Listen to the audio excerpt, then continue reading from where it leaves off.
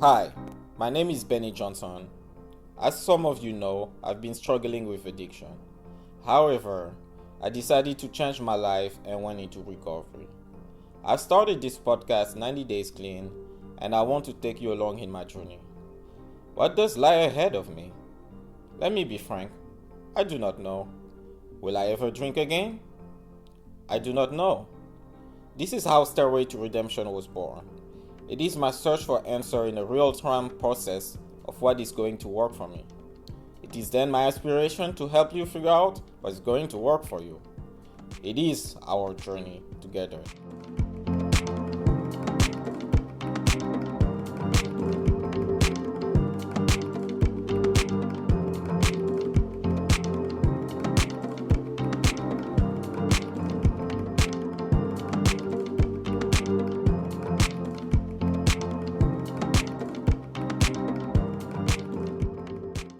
Welcome back to another episode of Stairway to Redemption. This week, I have the privilege of interviewing Jay. Jay and I met very recently, actually just 2 weeks ago. He was the speaker at my rehab's roommate's 1 year anniversary. Shout out to you, Edwin. Listening to him during the meeting really intrigued me. For someone who has been in the rooms of AA and other fellowship for so long, Jay has quite how to say it, unconventional take on the whole fellowship that I cannot wait for you to listen to. So, guys, I give you Jay. Jay, how you doing? I'm doing good, Benji. Thank you very much, my friend, for inviting me and having me. It's my honor and privilege to do anything I can Mm-hmm. for our fellow travelers. All right, that's awesome. All right, so let's jump right into it. First question, state of the mind address. So, how are you doing lately? Something deeper than just I'm doing fine or not fine. It's funny. It's funny that you that this has happened today, because if you look outside my normal life, um, it's turmoil. I'm in the mortgage business, which is a mess. I've had two hip replacements in the past 8 months. I'm facing back surgery. Um, it's been very wearing on my soul. I'm not saying that I'm nobody's perfect, and anybody wants to throw the book on the floor and say God is good and God does everything, and I never worry about anything, and it's all pomp and circumstance to me. Mm-hmm. I like to tell you that the true testimony of the work and the tools are not right now, because no light is ever green all the way through your life. And Indeed. there's going to be times where you're down. There's going to be times where bad stuff happens. There's going to be times where people die. There's going to be loss of job, all the different things, even the loss of a dog or a pet or a cat, are Yeah. very sad. And at the end of the day, when I can't play golf, I'm very sad. and I That's and I awesome. can't and I can't do that right now. Mm-hmm. Um, and I've been through a lot of surgeries the past year, and two hip surgeries, but they're hip surgeries, but they're surgeries, and I had a lot of recovery time, and I'm still in PT for that. Mm-hmm. And now all of a sudden, my back's no good. So, you know, it seems to be one thing after another with my health right now at Yeah. 62 years old. But Mm-hmm.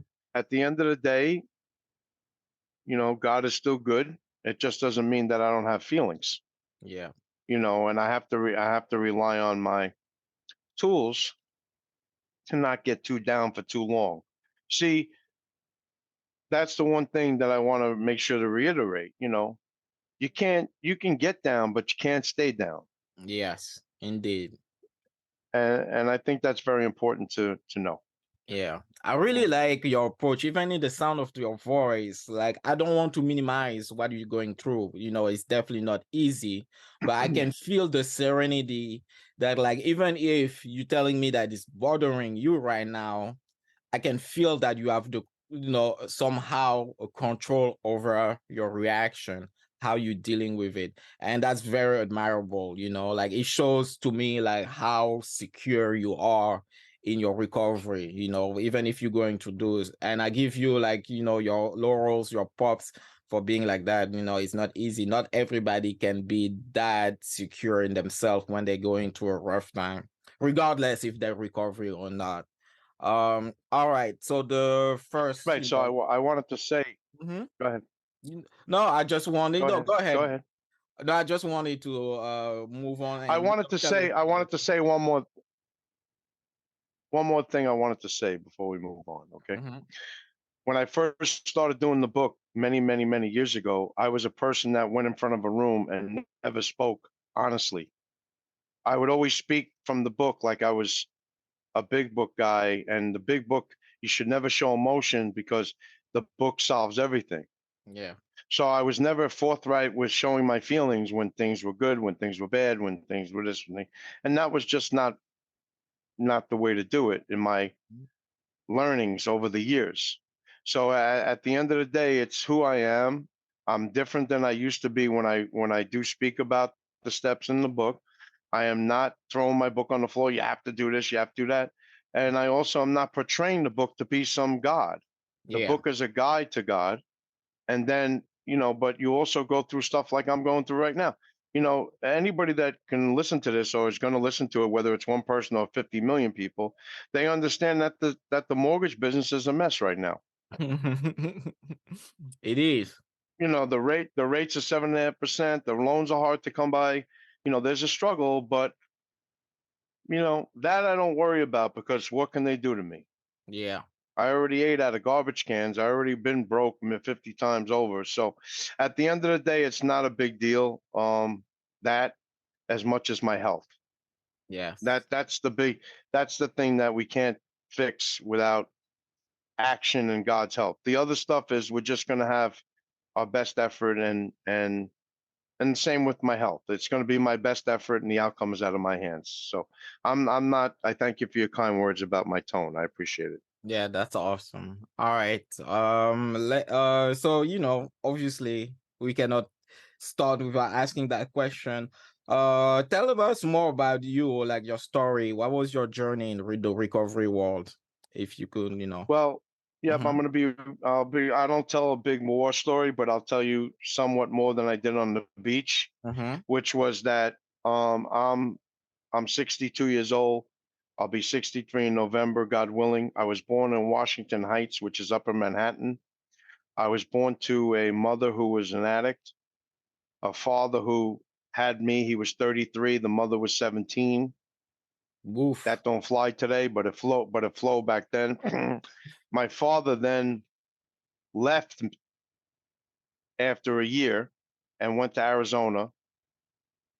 I never met him. I never saw him. I never contacted him. He never contacted me until I was 50.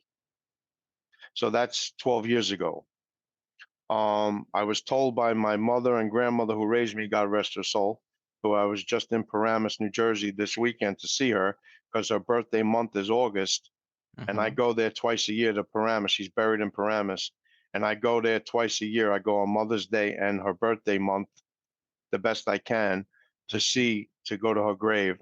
Um, and so my mother was 17 and she was on drugs and alcohol, and of course left me with my grandmother who took care of me. And my mother was bouncing around doing all kinds of stuff. She was actually the first. She was in and out of our lives. She would go and come, stuff like that. And she was a young kid. So as you do step work and you do other stuff just to parallel my mom, who I love very deeply, you know, if you want forgiveness, you have to forgive. Mm-hmm. If you believe in step one and she was sick, then you want to be forgiven. You went through step one too. So, you got to forgive your mother and pray for a sick person. So it took me some time once I went through the steps to see that. Before that, we had very little relationship at all. But so long story short, at 11 years old, this will interesting to anybody who's going to hear. My mother said to me, "Hey, you want to try this?" So she gave me marijuana. She smoked a joint with me when I was 11. And she Okay. said, She said, "Here, try this. You're gonna try it anyway." So I was the coolest cat on the street. I was the coolest guy in the block, in the neighborhood. Because I used to go out. So, oh, me and my mom, we smoked a joint yesterday. Everybody started coming up to my house. It was all like a. So I was like the a star, you know, in the neighborhood. Wow, Jay's mother's cool. Yeah. So, which now we know she wasn't, but she didn't know. So that's where it started with I used to drink alcohol. First time I drank alcohol, I blacked out. I drank Tango, which is a mix of, I'm aging myself, but you're talking about 1972. It was a mix of, it was a mix of orange juice and alcohol already made in the liquor store. Oh, okay. Oh, vodka and orange juice. So I drink that, and blah blah blah, and then, you know, it then graduated through the normal teens of, everything except the only thing I've never done in my life was heroin. Okay. I tried mushrooms and acid and all that stuff. I smoked pot, I drank, and all that kind of stuff. And then I started with cocaine in the late teens, um, early 20s, and um, that got interesting. When I left Washington Heights, is when I started that in Flushing, Queens, Mhm. and maybe I was 18 or 19 years old until I met uh, crack cocaine, mm, and alcohol as well, all the way through. But you know, crack cocaine was the thing that really took me out, took me down, and it happened quickly. Yes. And I was not the type to guy to smoke a little crack and go home. I was not a type of a guy to stop.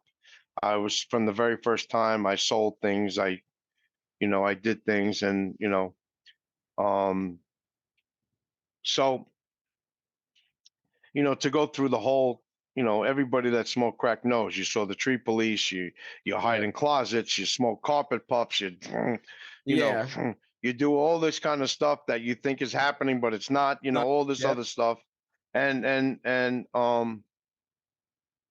that became a real issue, and I lost everything. I've been to a total of 17 rehabs and detoxes. Wow. I've been to sober homes, all kinds of stuff. And finally, to make a long story short with this whole thing, was that I didn't want to die because I was dying. Yeah. And I said, I got to get some help. So I did that. Um, and I've been able to stay sober many, many years only because I don't, again, the war story of my story is very simple.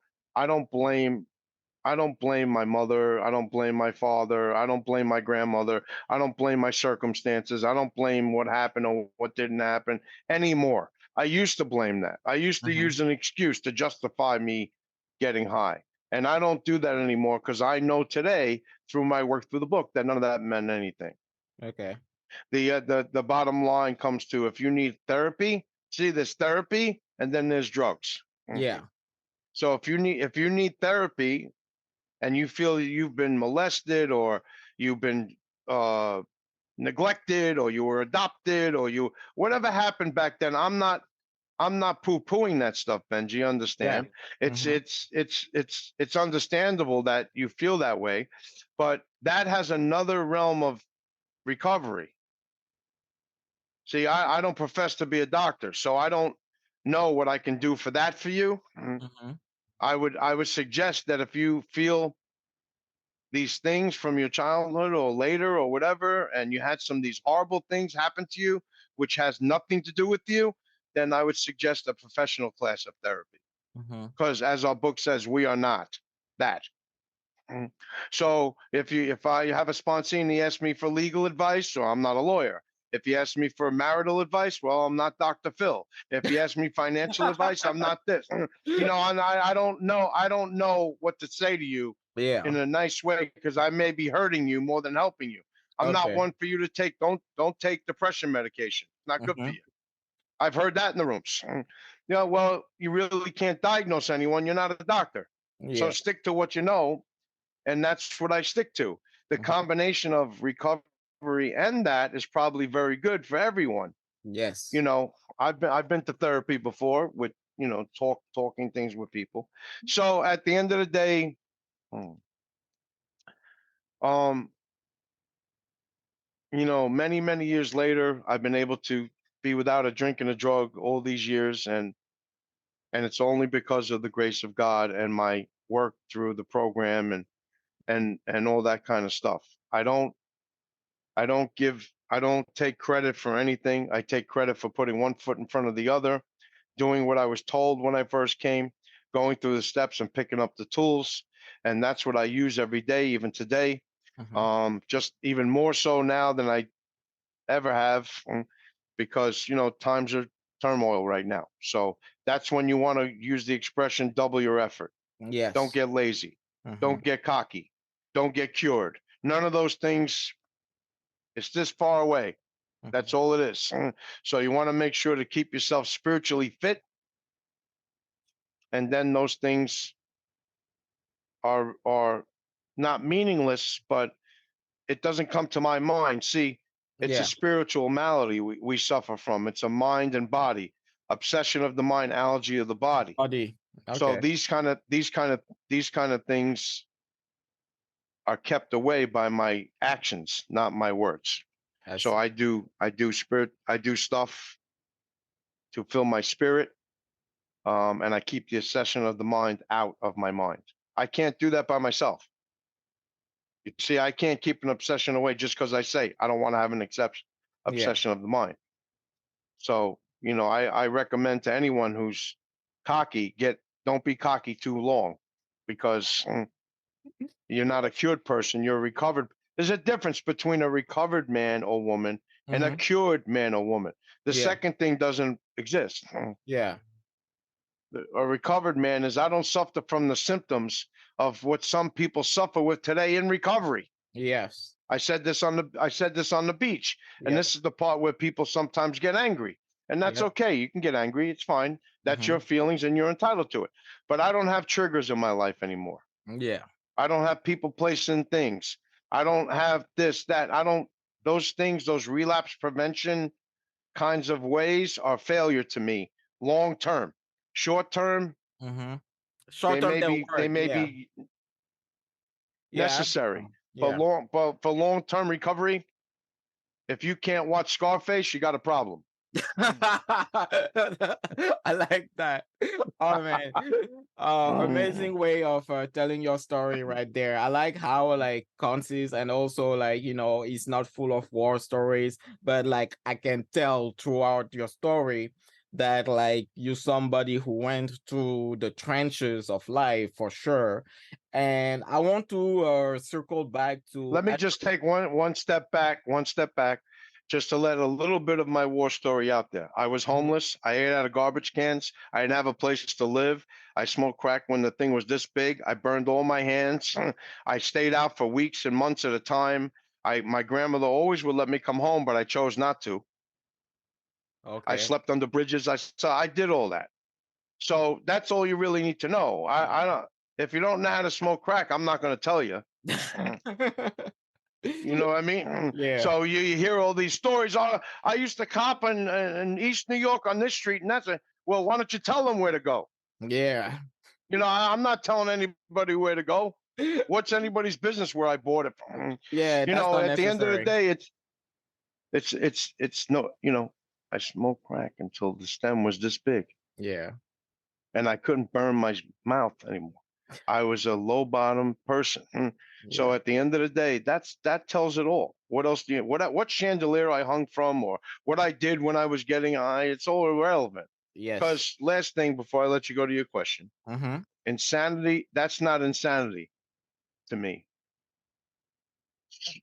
Smoking, burning your hands, whatever you did after you picked up, the insanity happens before, because you did it again, knowing what was going to happen, not wanting to do it, yet you did it, because this time it's going to be different. That's what your mind tells you. Oh, well, I'll smoke a little this time. In all the years, you were never able to smoke a little. So that's the part that's insane. That has to be removed. Hmm. That thought that, oh, I can do two. Let me know. I got paid. I'll do two. I'll go home. Mm. And this type of thing is insane when when a real drug addict says that, because there is a difference between us and them. Yeah. Real alcoholic, real drug addict, and not. Okay. Yeah. All right. No, I really like what you just said, but like I said, I wanted to circle Mm. back to something that you said at the beach and then that you mentioned right now. I noticed for you like the big book is very essential to your recovery. And you used to say that you were a big book thumper. Can you tell us for our audience first what a big book thumper is and also why are they so feared in the community sometimes? That's a great question, Benji. Thank you for asking. Mm-hmm. So, a big book thumper is somebody that quotes the book, that calls people names when they don't use the book, that sometimes may be obnoxious or arrogant when it comes to somebody else's recovery and the way they want to do it. I was a person who was a big book thumper for sure. And I used to call, why are you saying that? Where does it say that in the book? You're a murderer. You're murdering people. With your BS, or who are you to say? What are you saying that? Why are you saying that to this guy or whatever, or girl? So at the end of the day, listen, I understand the passion when you first get into a book and find an answer Mm-hmm. that you've never been able to find. So you might become this big book person that I quote page 86 and page 49 and the all the prayers and all the stuff in there I quote all over, and 417 and 447, and where does it say that? Where does it say? It's not attractive, Benji. Yes. This is an attractive program, not a promoted one. Mm-hmm. When you try to sell the book to people, it could be a little arrogant. So what you want to do is not force things down people's throat. What you want to try to do, and what I try to do, let me leave it to me, is that I'm a farmer. I want to plant a seed. I want to let you know what I did. That's not up for debate. I said that at the beach as well. People can not agree with me, but my story is my story. And I hope I help someone on the beach who's suffering in recovery. See, the big book is something that you utilize to find your spiritual answer, however you want to find it, so you don't suffer in recovery. Yes. There's too many people suffering in recovery. When you can't go to a party, watch a movie, live your life free like everybody else, then you're suffering. When you're thinking when you're thinking the drink or the drug through, when you can't go here, when you play the tape, when you do all those things that are famously said to relapse prevention, you're suffering in recovery. Yeah. Because if you're using your mind to stop you from using, well, the mind is the problem in the first place. So how can you use something that's the problem to fix something that is broken? So it's logic, right? Yes. But Indeed. at the end of the day, you do what you want. You want to sing hallelujah and stand on the big book and yell and scream about it, go ahead.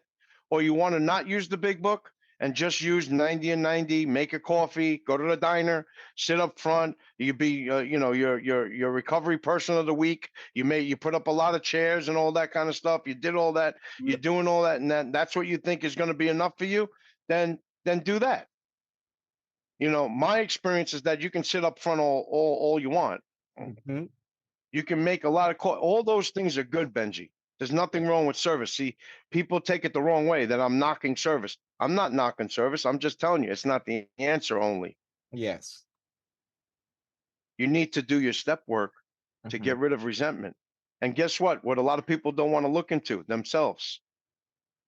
They don't want to look down deep and make amends. They certainly don't want to pay back the money. A lot of people in step 8 and 9, they don't want to pay back. They want to, oh well, I don't have to do that. Yes, you do. Yep. It's part of being a well-rounded recovered person. So, you know, there's a thing called recovery and there's a thing called beat recovery. And that's what I've always laid my sword on lately. Don't settle for the crumbs. Mm-hmm. Don't settle for beat recovery. Don't settle for, you know, you know, limitations on what you can do Yes. because you're not spiritually fit. That's why you can't do it. Mm-hmm.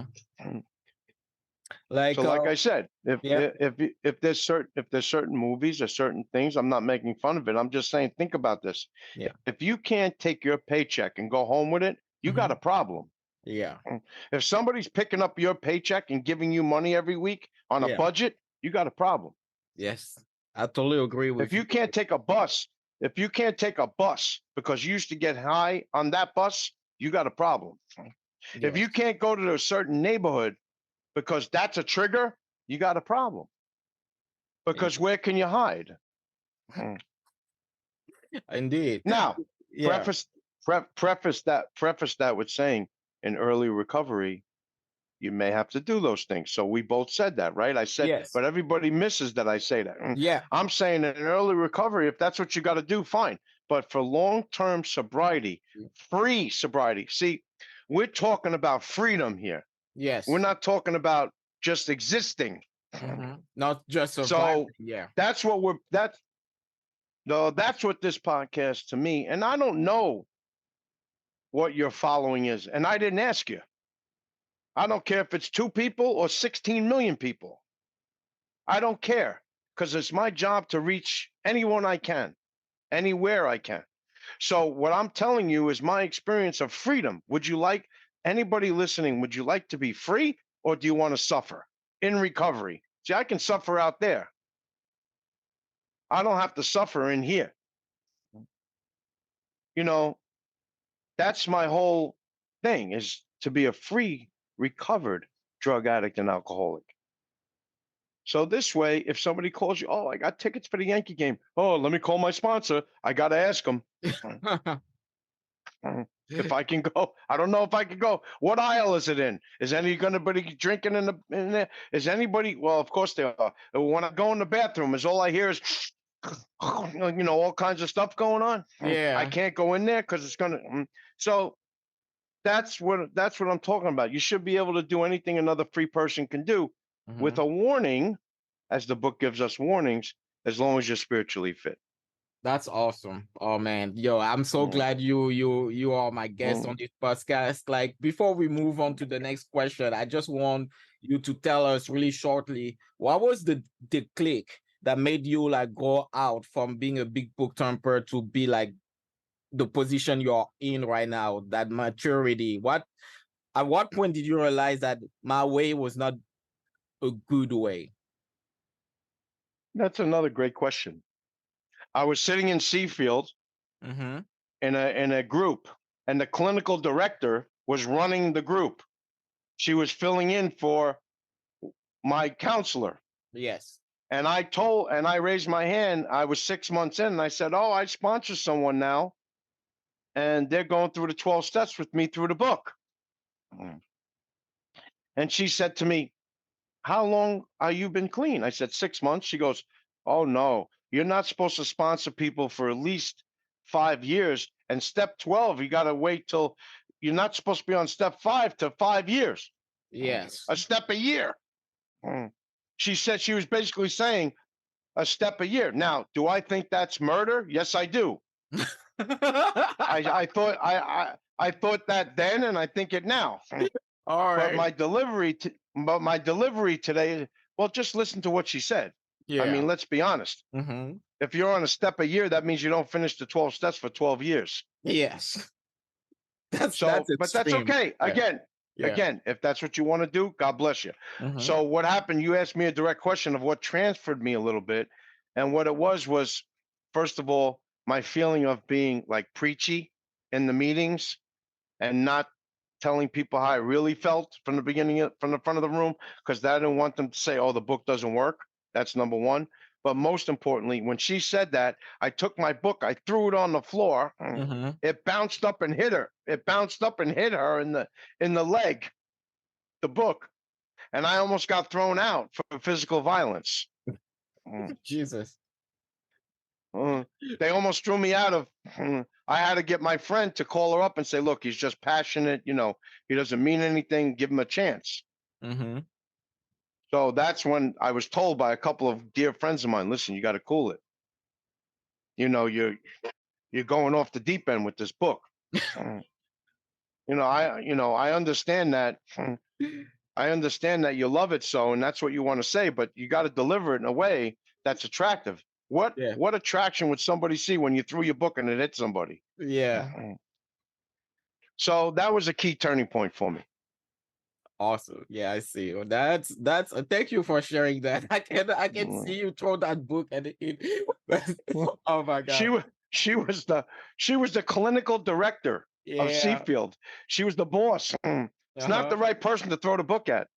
Definitely Not that not. anybody's right, but Like so like let's talk since you mentioned it, let's talk about sponsorship, Um I sometimes get annoyed in the rooms when I hear people who are like really preachy about how Mhm, many sponsees there are. I'm under the impression that they collect sponsees like they collect coins.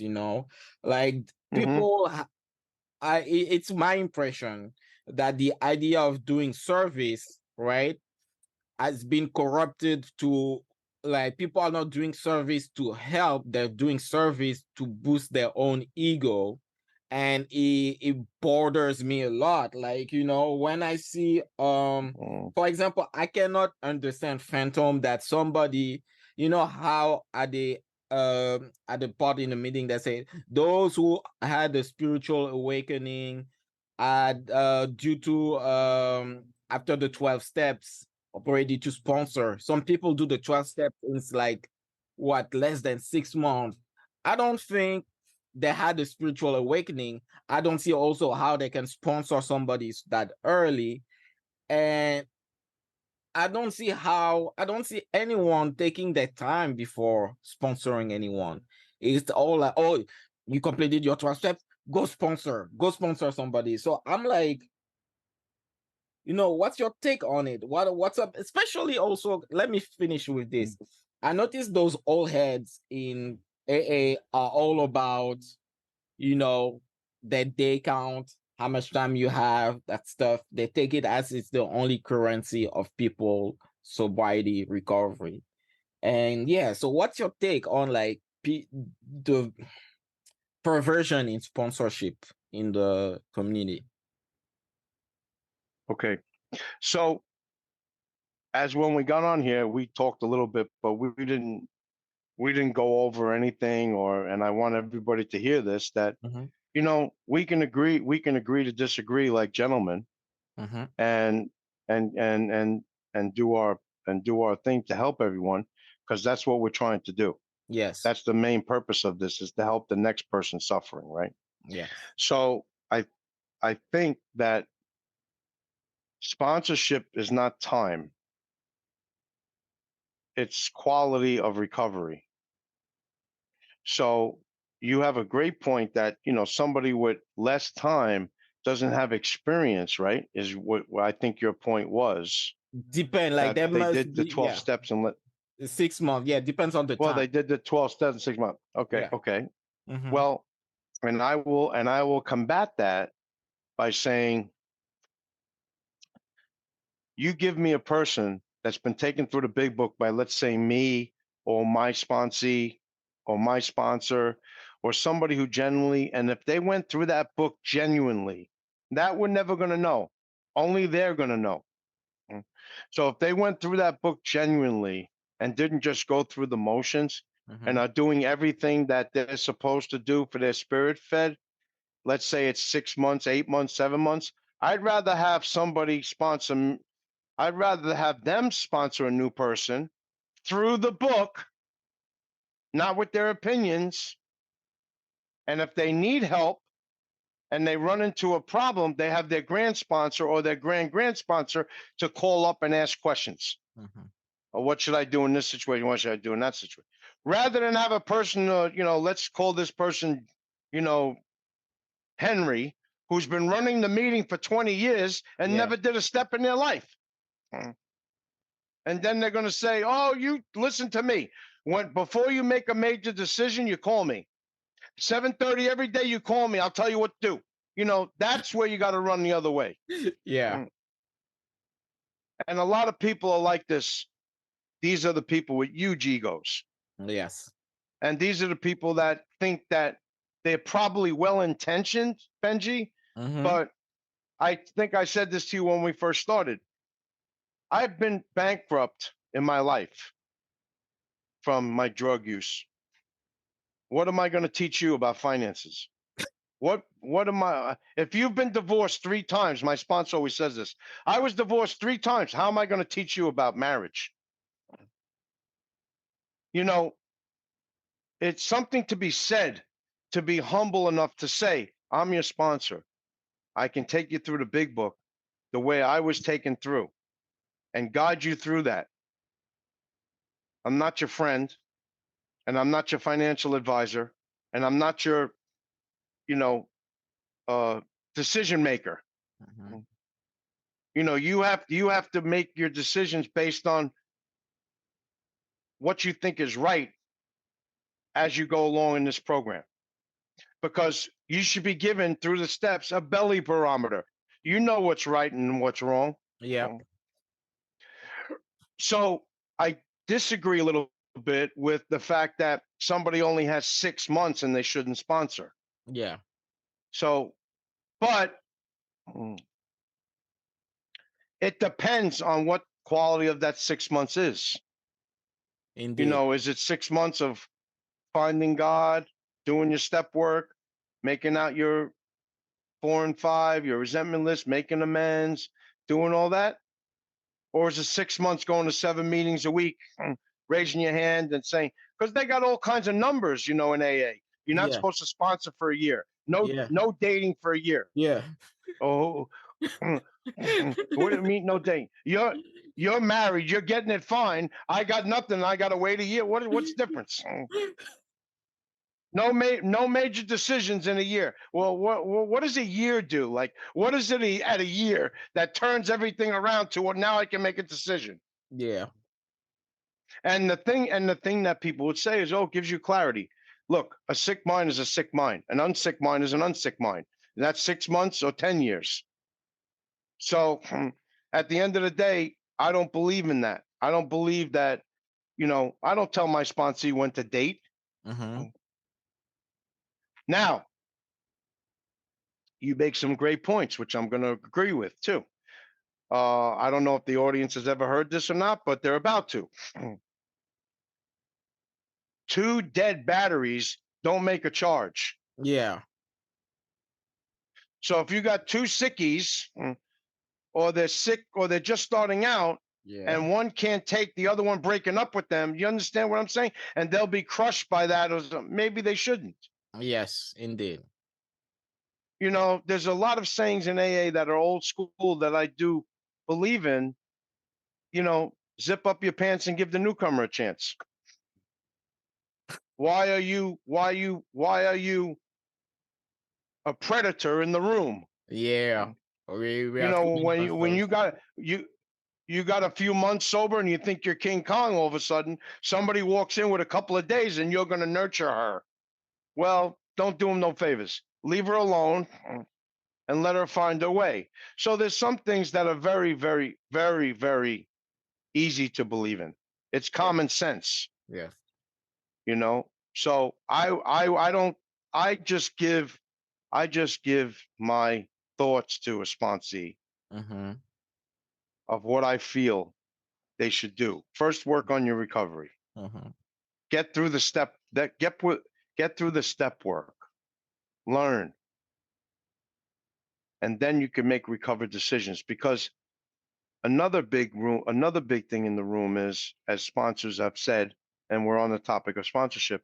Yeah. Any day is a successful day if you don't drink or drug. I disagree.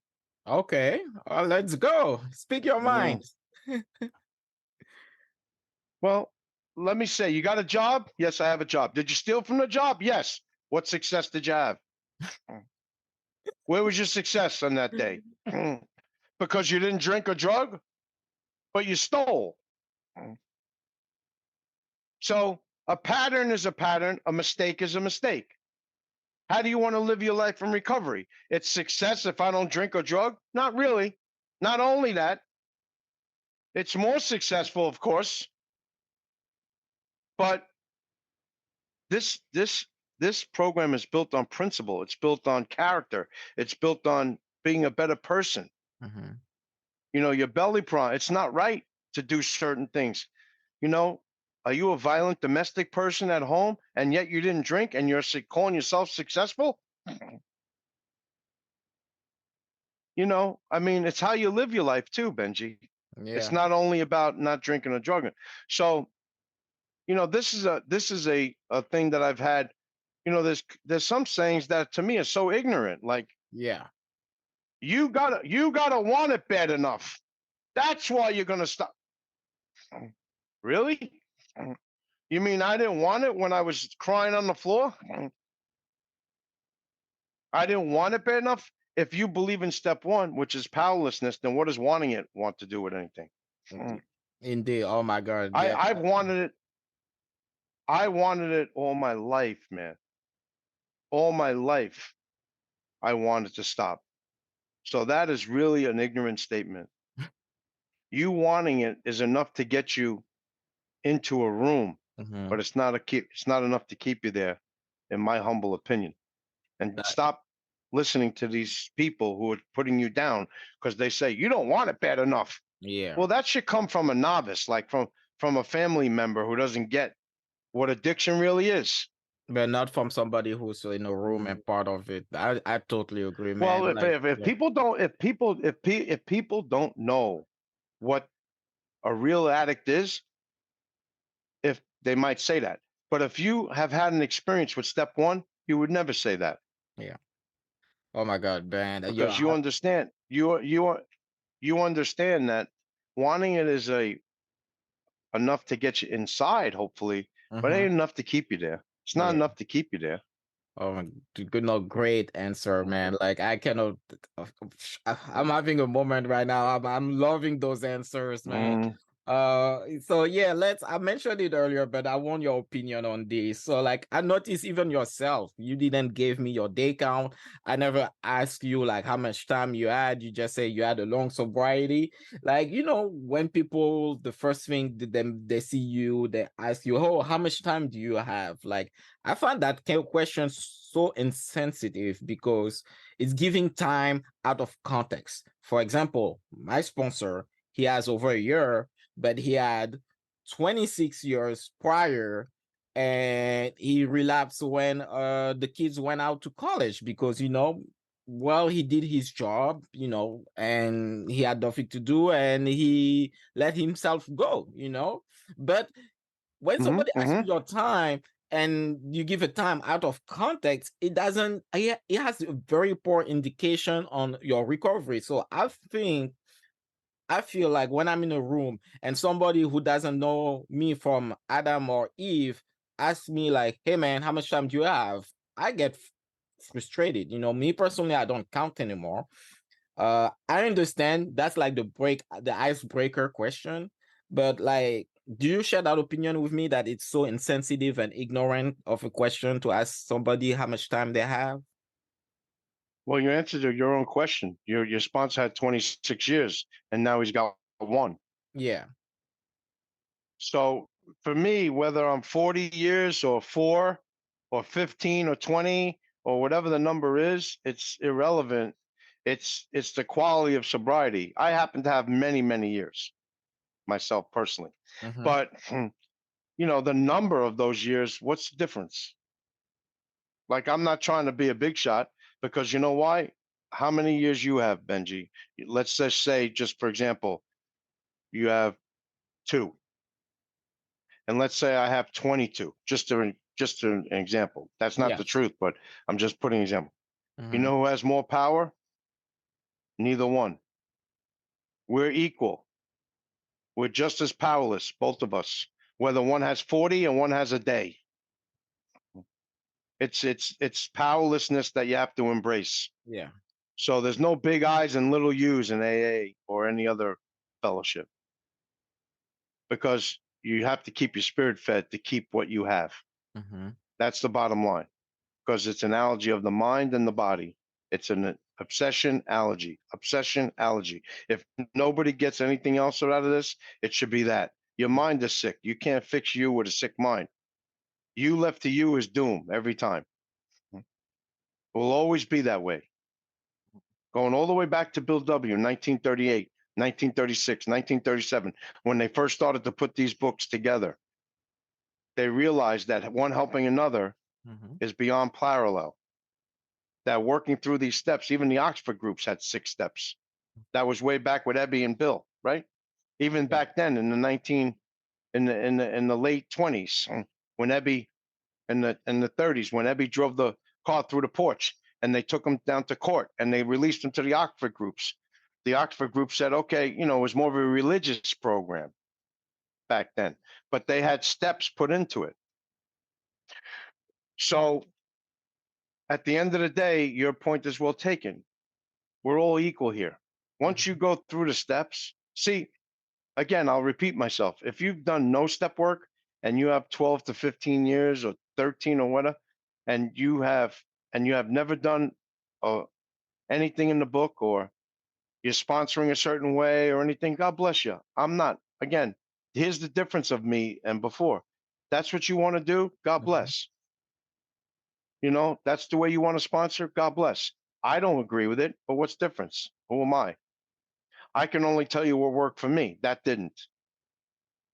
You know how many meetings I went to? You know how many upfronts I sat in?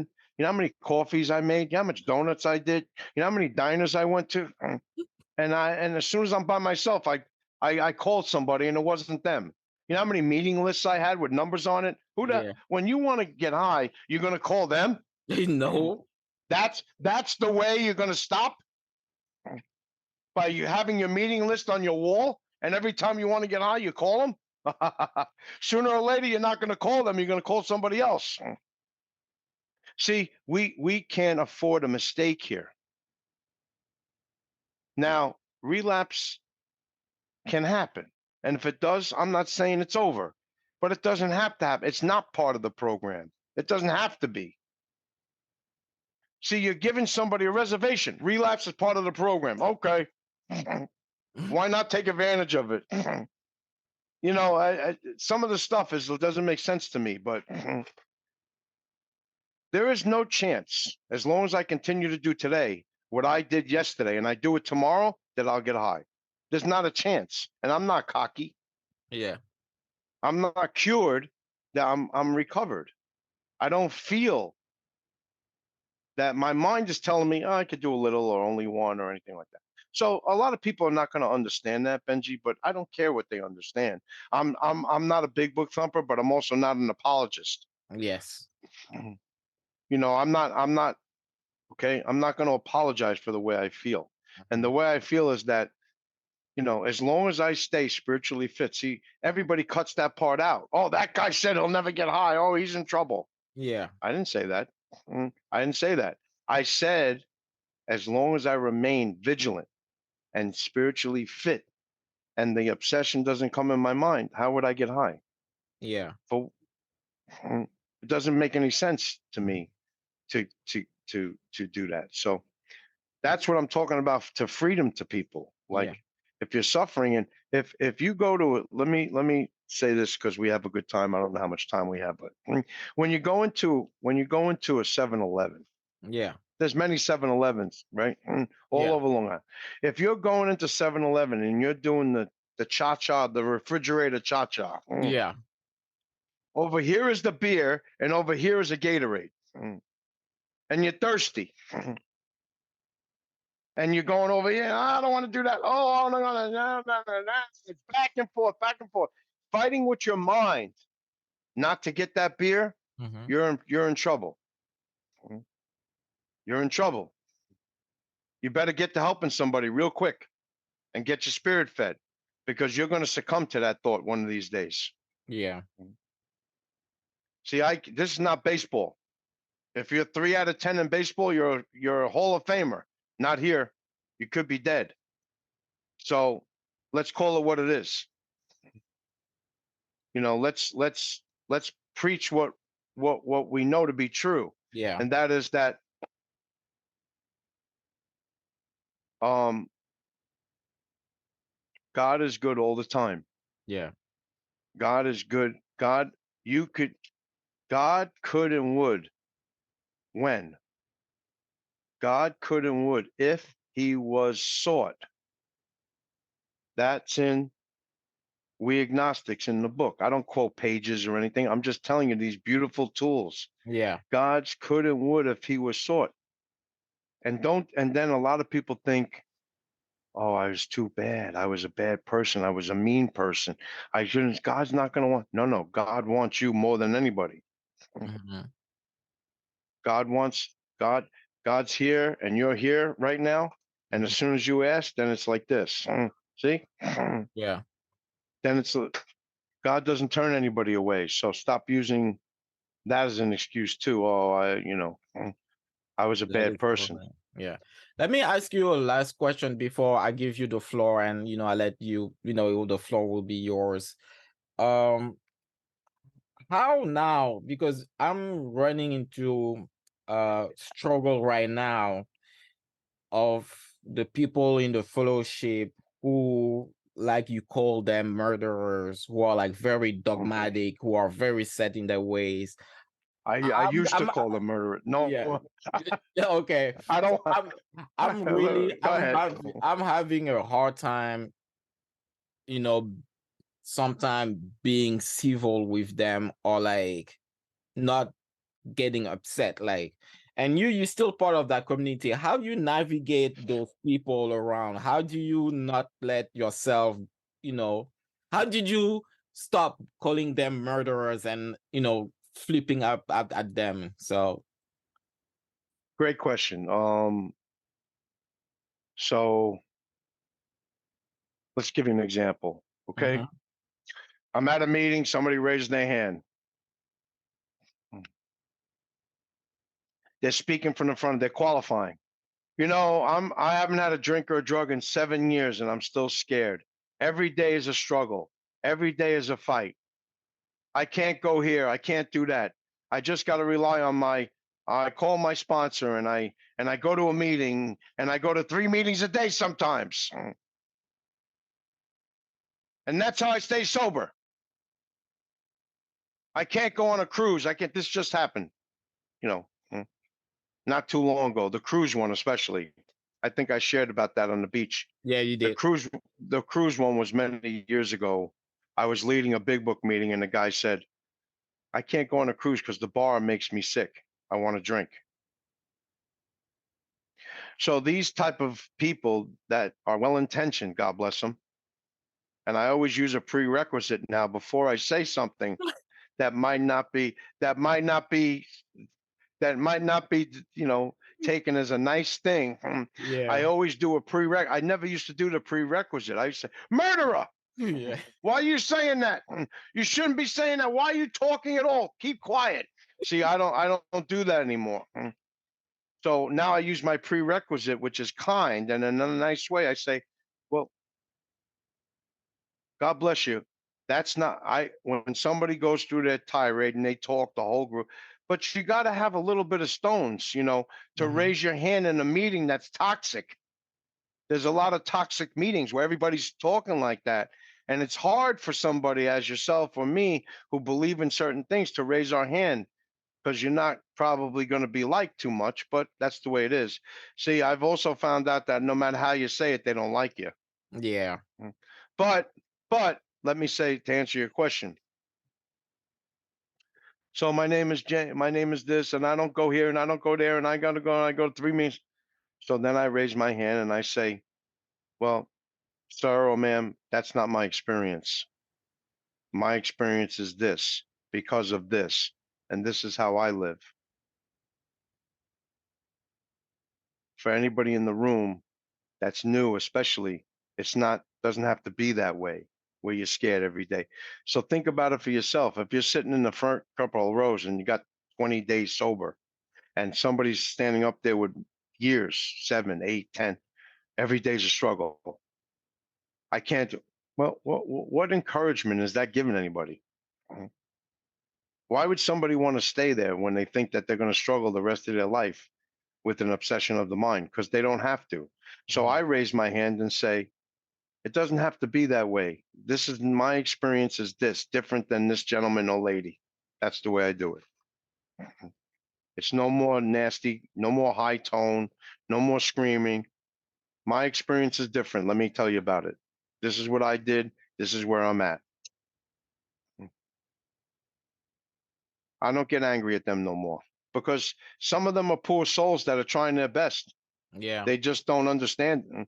They're not maliciously trying to hurt anyone. Hmm. And that's a big change. At least I don't think they are. And that's a big change from the way it used to be for me. That's awesome. All right. I don't believe that. I don't believe that. I don't believe there's any malicious intent by Mhm. people who are so-called, meeting makers make it type people, Yeah. which is not really a false statement. It's just a false narrative. Like Yeah. you just can't make a meeting and not drink. There's other things you got to do, in my Do. experience. Of course. Mm, All right, we reached the conclusion of our interview here. Oh my God, I cannot wait to release this episode. mm. But yeah, so the floor is yours. Like you can talk about, like what you're doing to help others, your way of service, where we can reach out to you if like any listeners has a question and would like to reach out to you, email and stuff. So yeah, go ahead. My name is Jay Cristiano. Um, my service is that of passion to help anyone who might need me. You can, I can give my cell phone number. Should I do that or no? Nah, I'm gonna, if you want me later, I can add it to the description of the episode. I think it's better. Okay, Yeah. so let's do my email then. Oh, yeah. Email. Yeah. Okay, so you can email me at Cristiano, Christiano dot JAY 1960, and yes, that's the year I was born, at gmail.com. So it's Cristiano dot JAY 1960 at gmail.com with any questions or anything. Benji will put a cell phone in there somewhere for you. Yeah. I For don't the, know who's listening or how many, but if you ever need any help with any questions or sponsorship or anybody that I can direct to sponsor you, because not only if Benji asked a question about sponsorship before, and he made a statement that I let skip by, and I forgot to commend him on it. mm-hmm. I know many people, not naming names, I'll never do that. But people do what we call group sponsorship. I don't believe in that. I don't believe I'm trying to get as many people in as one time. Sponsorship is a very intimate, trusting thing that we want to dig deep into your soul.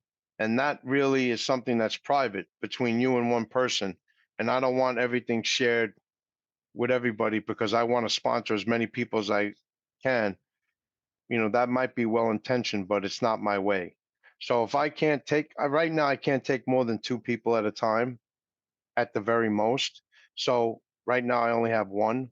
So, but depending on your location or depending on where you are, I know many, many people, have many, many friends in all the boroughs all over New Jersey and Connecticut and New York and the five boroughs and Long Island that can always help someone.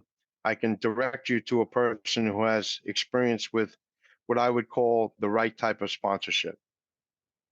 So that's my message to anybody who wants help, whether they're just coming in or they've been here a while and they're suffering. Reach out. Benji will get my information out to you and we'll go from there. All right.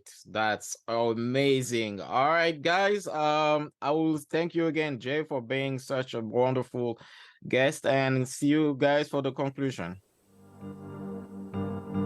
All right. This concludes episode 35, sponsorship. Big thank you to Jay for his very let's say less than orthodox take on the whole 12 step program and the fellowship. Yeah, as usual, guys, follow us on social media and the Patreon. Oh, one more thing. Speaking of the Patreon, I'm gonna be releasing some content, the second roundtable episode on the main channel since we just shot a new roundtable episode. The roundtable episode 3 will be available this weekend, this Saturday on the Patreon page, and like those are really fun, guys. Like I really want you guys to